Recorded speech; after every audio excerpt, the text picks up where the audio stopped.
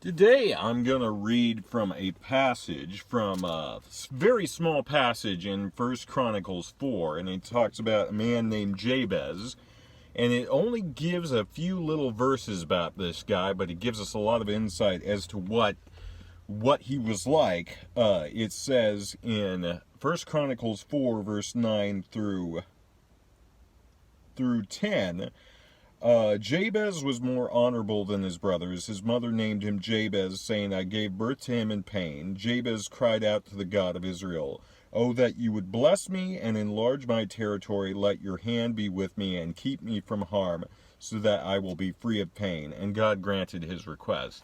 And the interesting thing about that story is Jabez didn't want to experience pain. I would venture to say, it talks about his character. Jabez was more honorable than his brothers. And so obviously we probably know he was a guy who wanted to be not just kept from pain, but from evil. Some translation says, Lord, keep me from evil, so it may not grieve me.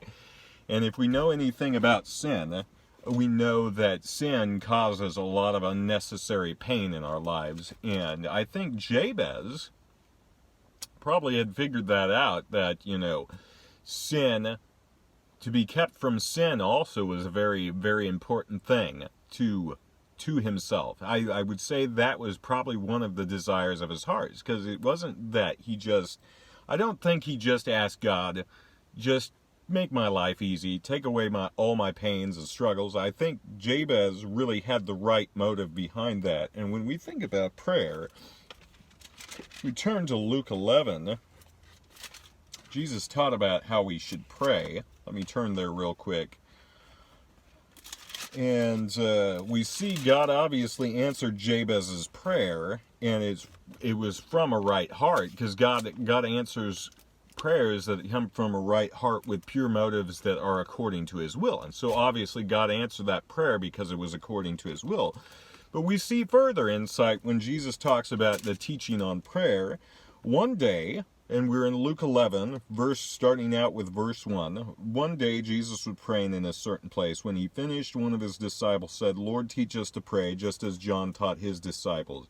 He said to them, when you pray, say, Father, hallowed be your name. Your kingdom come. Give us today our daily bread. Forgive us our sins, for we also forgive everyone who sins against us. And lead us not into temptation. When Jabez said, keep me from evil or keep me from pain, I think that was, in a way, Jabez saying, lead me not into temptation. Do not let me commit sins that will cause grief to myself, others, or your heart, Lord. And I think that's one of the primary reasons God answered that prayer, is because Jabez's heart was in the right place when he asked that.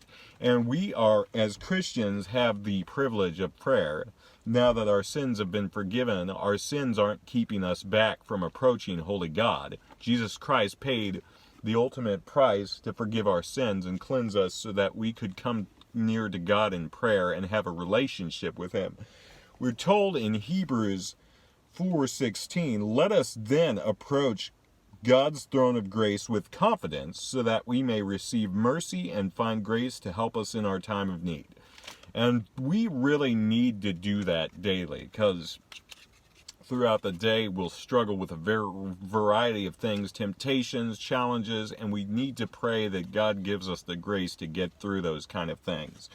And another interesting thing about Jabez's prayer is he says, enlarge my territory, which I find interesting. And so often, we think of that as enlarging his borders, but also we are called to carry out the work of Christ.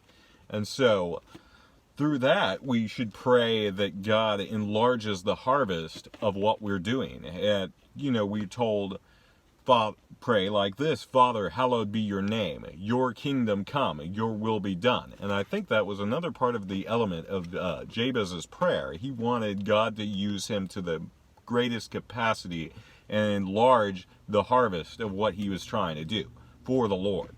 Because obviously Jabez did serve the Lord. It said he was more honorable than his brothers. So obviously Jabez had a heart and prayer that was about not just himself, but God's glory. I mean, it seems like it was just about himself, where he said, keep me from pain, enlarge my territories. That may seem from first glance a selfish request, but we see that God obviously answered that prayer, and it obviously was something that pleased God, which leads me to believe Jabez was thinking of more than just his personal comfort, but rather God's glory, God's greater glory. God, make my life a blessing to others. Keep me from pain to myself or others, to your heart. Keep me from doing evil. Keep me from sin. Keep me from falling into temptation. I think that's what was probably going through Jabez's mind. He was wanting God to bless him in that sort of way, and not just keep him from like ordinary pain, but probably from the pain of what sin caused. When we sin, we cause ourselves a lot of unnecessary pain that we have to go through. And it should be our prayer, Lord, keep me from evil today, so that I do not cause pain to myself, others, or you. And, sin always causes pain to somebody. It always grieves the heart of God, but sometimes our pain causes our own problems. But not just that. Our sin can create grief for other people. And so, if we truly, truly want to be a blessing to other people, we're going to try to keep our lives as clean from sin as we possibly can. And we need the Lord's help to do that. That's why we're encouraged in Hebrews 4:16 to boldly approach the throne of grace so we can receive mercy and help to aid us in our time of need. In Matthew 6:33, it says, but seek first his kingdom and his righteousness, and all these things will be given to you as well. And so I think Jabez was doing that. He was seeking first the kingdom of the Lord and his righteousness. And he was showing that by the way he lived. He was more honorable than his brothers. And then God answered his prayer because he was walking in step with the will of God. And so if we want to see our prayers answered, we're going to do our very best as we can. We're not going to be perfect, but we're going to try our very best to walk in accordance to the will of God. And then we should always pray that God helps us do that, because without him we can't do anything. Without him we are weak, we're broken, we have no power or strength. But through Christ, I can do all things through Christ who strengthens me. Philippians 4:13. God bless.